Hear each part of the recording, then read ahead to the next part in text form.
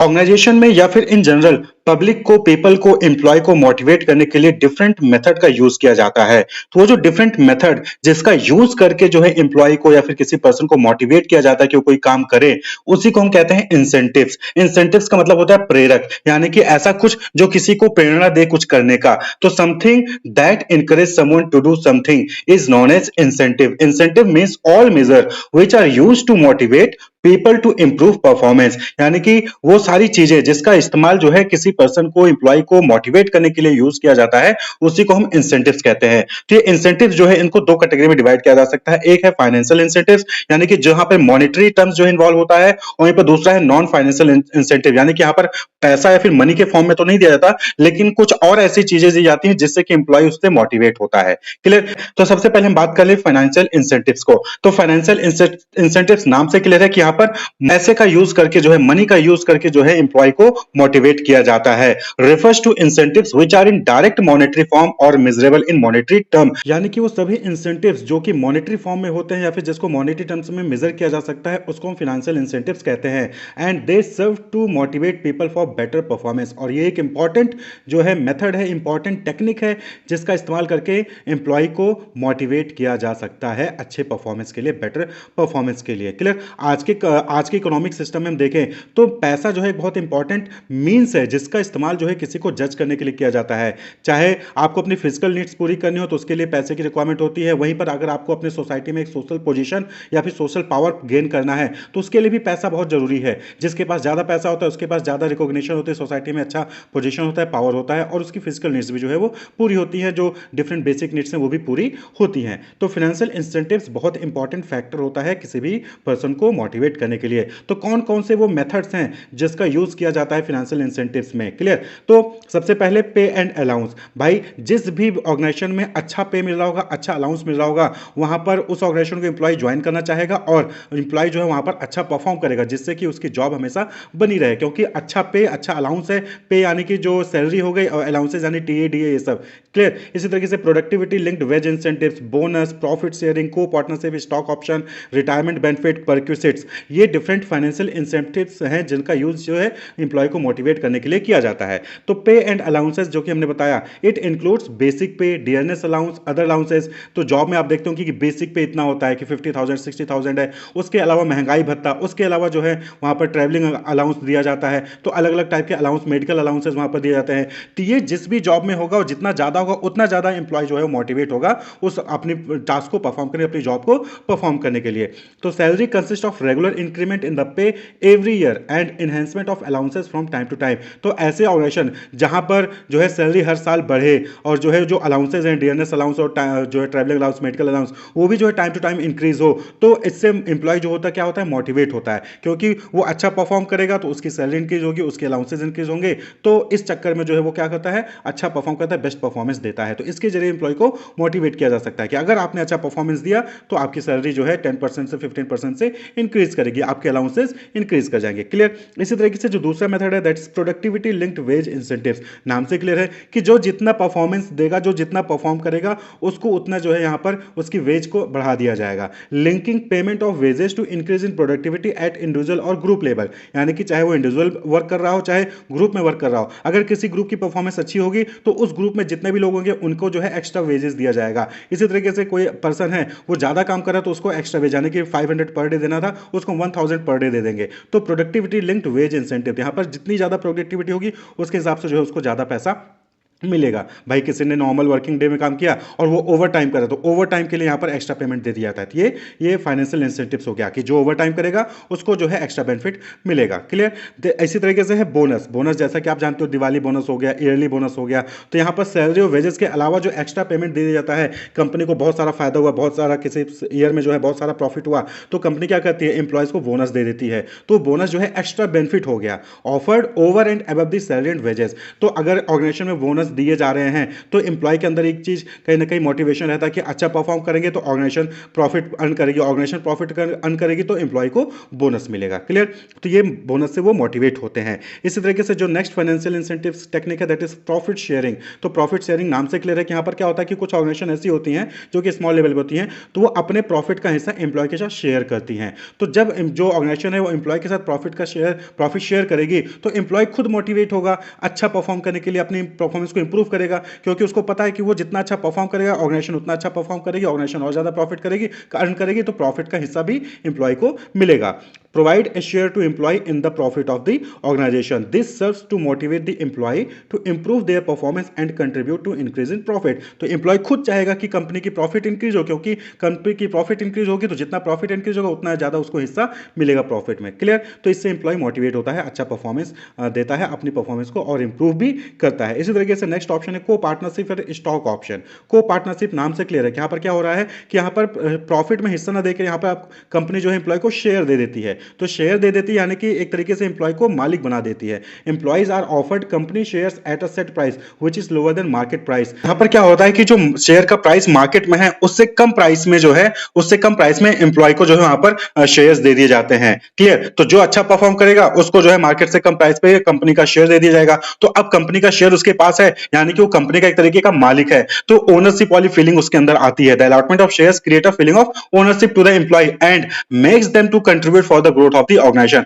और जब आप किसी के मालिक होंगे तो आप खुद चाहेंगे कि आप बीइंग अ ओनर आप उसको जो है ग्रो करें। तो ये भी एक टेक्निक है एम्प्लॉय को मोटिवेट करने का कि अच्छा परफॉर्म करोगे आपको जो है मार्केट प्राइस से कम प्राइस पे जो है शेयर्स दे दिए जाएंगे, आप जो है ओनरशिप मिल जाएगा कंपनी का, तो इससे जो है एम्प्लॉय मोटिवेट होता है। क्लियर? इसी तरीके से रिटायरमेंट बेनिफिट भी एक फाइनेंशियल इंसेंटिव टेक्निक है। तो यहां पर क्या होता है कि बहुत सारे ऑर्गेनाइजेशन में जब एम्प्लॉय रिटायर्ड होता है तो उसको जो है वहां पर प्रोविडेंट फंड, पेंशन, ग्रेचुटी ये सब दिया जाता है। तो ये सब के चक्कर में भी एम्प्लॉय मोटिवेट होता है और अपनी परफॉर्मेंस को इंप्रूव करता है कि अच्छा परफॉर्म करेगा तो अच्छा पीएफ, अच्छा पेंशन, अच्छी ग्रेचुटी वहां पर उसको मिलेगी। इसके चक्कर में भी जो है वहां पर वो जो काम करता है, अगर किसी ऑर्गेनाइजेशन में पीएफ, पेंशन, ग्रेचुटी नहीं मिल रहा होगा तो वहां के एम्प्लॉय उतना ज्यादा मोटिवेट नहीं होते और वो जाहिर सी बात है कि वो स्विच करना चाहेंगे ऐसी ऑर्गेनाइजेशन में जहां पर पीएफ, ग्रेचुटी, पेंशन वहां सब मिल रहा होता है। क्लियर? तो ये भी एक तरीका है, इसका भी इस्तेमाल करके जो ऑर्गेनाइजेशन है वो एम्प्लॉय को मोटिवेट करती है। इसी तरीके से परक्विसिट्स है। परक्विसिट्स को हम फ्रिंज बेनिफिट कहते हैं। फ्रिंज बेनिफिट मतलब कि additional benefit offer to the employ,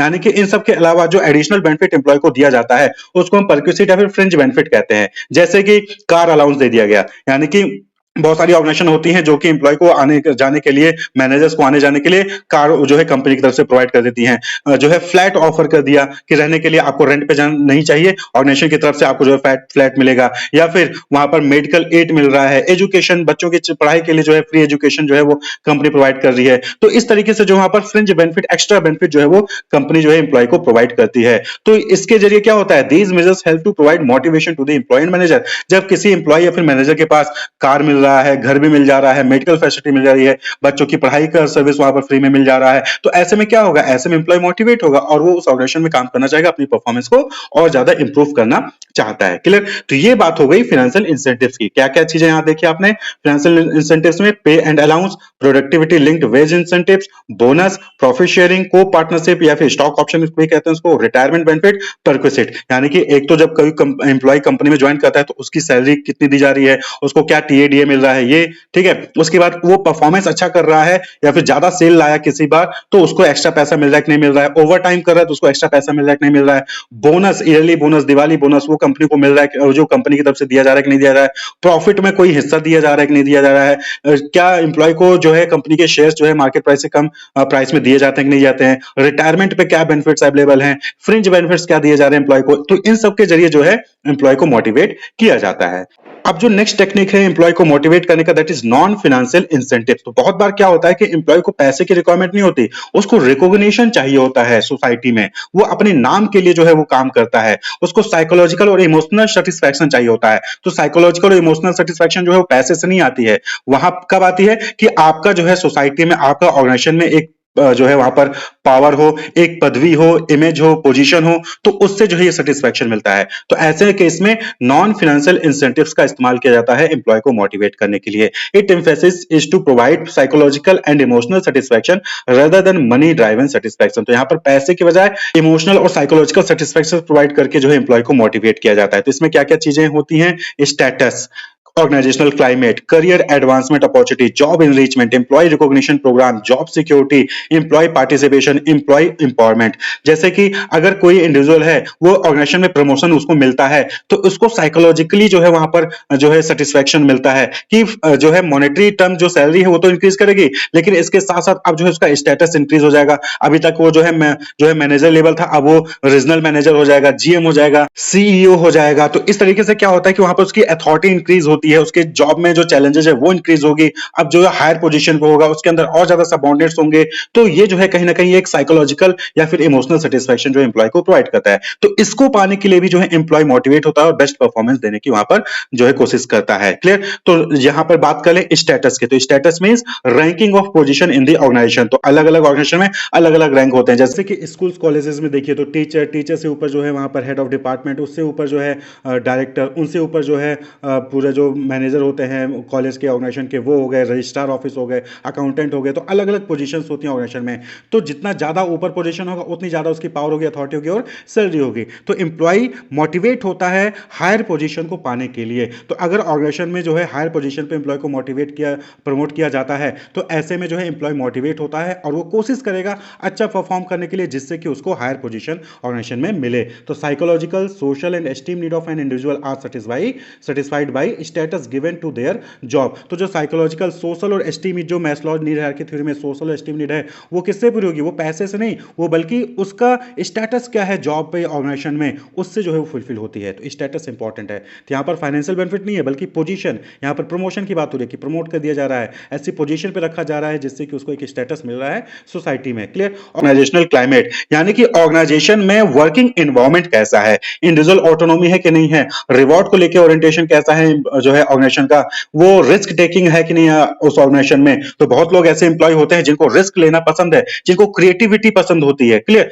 जिनको जो है रिकॉग्निशन पाना पसंद होता है, जिनको ऑटोनॉमी चाहिए, मोनोटोनस नहीं चाहिए होता है कि एक ही बार एक ही जॉब जो है लगातार किए जा रहे कई सालों से, नहीं, उनको चैलेंजिंग एनवायरनमेंट चाहिए होता है, चैलेंजिंग जॉब चाहिए होता है। तो ऐसे में ऑर्गेनाइजेशन क्लाइमेट जो है एक इंपॉर्टेंट फैक्टर होता है एम्प्लॉय को मोटिवेट करने का। इसी तरीके से जो अगला इंपॉर्टेंट है that is career advancement opportunity, यानी कि ऑर्गेनाइजेशन में क्या एम्प्लॉय को करियर से रिलेटेड ग्रोथ मिल रहा है कि नहीं मिल रहा है, क्या उनको उनके स्किल्स के लिए डिफरेंट स्किल और ट्रेनिंग प्रोग्राम जो है ऑर्गेनाइजेशन द्वारा चलाया जा रहा है कि नहीं चलाया जा रहे हैं। तो जब ऑर्गेनाइजेशन जो है डिफरेंट स्किल्स प्रोग्राम जो है चलाती है, ट्रेनिंग एंड डेवलपमेंट प्रोग्राम जो है रन करती है एम्प्लॉय को ग्रो करने के लिए, तो इससे भी एम्प्लॉय क्या होता है? मोटिवेट होता है। तो providing opportunity to employees to improve their skills and be promoted to high level job, यानी कि यहाँ पर क्या हो रहा है कि ऑर्गेनाइजेशन में जो मैनेजर्स हैं वो एम्प्लॉय को जो है डिफरेंट स्किल्स से रिलेटेड जो है ट्रेनिंग एंड डेवलपमेंट पाने का जो है वहां पर अपॉर्चुनिटी देते हैं, जिससे कि वो हाई लेवल के जॉब्स के लिए प्रमोट किए जा सके। क्लियर? इसी तरीके से जॉब इनरिचमेंट, तो जॉब इनरिचमेंट कहने का मतलब यहाँ पर वही चीज जो हमने बताई कि वर्क कंटेंट कैसा है,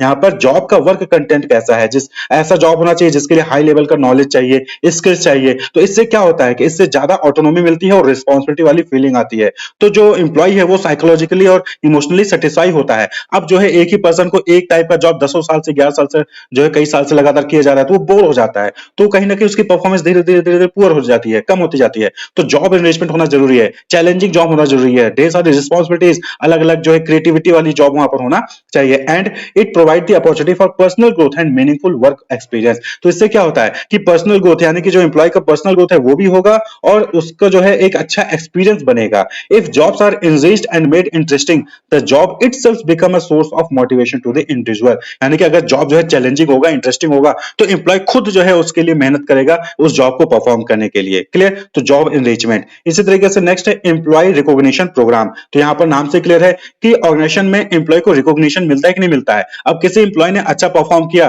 तो क्या उसको उसके लिए अवार्ड या सर्टिफिकेट या जो है जो टॉप मैनेजमेंट है वो कांग्रेचुलेट कर रही है या नोटिस बोर्ड पे उसको बेस्ट परफॉर्मर लिख रही है कि नहीं, बेस्ट एम्प्लॉय लिख रही है कि नहीं लिख रही है। तो इस तरीके से एम्प्लॉय को रिकॉग्नाइज किया जा रहा है कि नहीं किया जा रहा है। बहुत बार होता है कि किसी एम्प्लॉय ने अच्छा काम किया लेकिन उसको कोई जो है कोई ध्यान ही नहीं दे रहा, नजरअंदाज कर दिया जा रहा है, या फिर जिसने अच्छा काम किया उसको छोड़ के किसी और को जो है वहां पर रिकॉग्निशन मिल जा रही है। तो ये गलत होता है। तो एम्प्लॉय रिकॉग्निशन प्रोग्राम बहुत जरूरी है। इससे क्या होता है कि एम्प्लॉय मोटिवेट होता है, एम्प्लॉय चाहेंगे कि उनका भी नाम जो है नोटिस बोर्ड पे आए, उनको भी जो अवार्ड या फिर सर्टिफिकेट मिले, उनके लिए भी जो है सबके सामने जो है क्लैपिंग कराया जाए, कांग्रेचुलेशन उनको बोला जाए। तो ये जो है इंपॉर्टेंट फैक्टर होता है एम्प्लॉय को मोटिवेट करने के लिए। इसी तरीके से जॉब सिक्योरिटी सबसे इंपॉर्टेंट फैक्टर कि एम्प्लॉय की जॉब सिक्योर है कि नहीं सिक्योर है। अगर ऑर्गेनाइजेशन जो है इस चीज को जो है कंफर्म करती है कि एम्प्लॉय की जॉब वहां पर सिक्योर है, फ्यूचर में उसको कभी भी इनकम की या वर्क को लेकर कोई भी जो है वहां पर डाउट्स नहीं होंगे, तो एम्प्लॉय और ज्यादा अच्छे से काम करता है। देखिए एक ही फैक्टर का इस्तेमाल करके किसी को मोटिवेट नहीं किया जा सकता, तो यहाँ पर मल्टीपल और डिफरेंट फैक्टर का इस्तेमाल करके,